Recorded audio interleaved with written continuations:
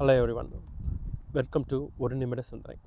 நம்ம ஃபஸ்ட் பார்ட்டில் பார்த்த மாதிரி இறந்தவங்க தான் பேய் ஆகிறோம் அப்படிங்கிற ஒரு கதையை வந்து நம்ம சொல்லி விட்டுருந்தோம்னா, ஏன் அவங்களுக்கு ஒரு நெகட்டிவ் சாயம் பூசுகிறாங்கன்னு கேட்டிருந்தோம்.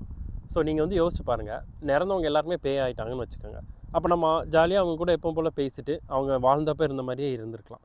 ஆனால் அது வந்து ப்ராக்டிக்கலாக நடக்காதுங்கிறது நமக்கு தெரியும். அதனால் இந்த இம்மைக்கும் மறுமைக்கும் நம்ம வாழ்ந்துட்டு இருக்கதும் அவங்களையும் செப்பரேட் பண்ணுறதுக்காக அவங்க மேலே ஒரு நெகட்டிவ் சாயம் பூசுகிறாங்க. அது வந்து ஒரு பயத்தை இது பண்ணுறதுக்காக, ப்ளஸ் அவங்களுக்கு பவர்ஸும் கொடுத்துட்றாங்க.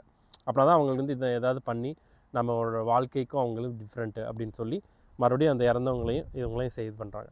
நம்ம இன்னொரு செகண்ட் கேட்டகரி பார்த்தோம், இந்த சாத்தான் கேட்டகரி. அது பார்த்திங்கன்னா இப்போ எல்லாமே நமக்கு வந்து ரெண்டு தான், காலை மாலை, இரவு பகல், அந்த மாதிரி நல்லது கெட்டது அப்படி இருக்கிற மாதிரி ஒரு காட்னு ஒரு சூப்பர் பவர் இருந்துச்சுன்னா அதை எதிர்த்து வைக்கிறதுக்கு ஒரு சாத்தான் கேட்டகரி இருக்கணும். அப்படின்னா தான் அந்த காட் வந்து அதை அழித்து சுப்ரீம் பவர் ஆக முடியும். சரி, சயின்ஸ் இதை பற்றி என்ன சொல்லுது?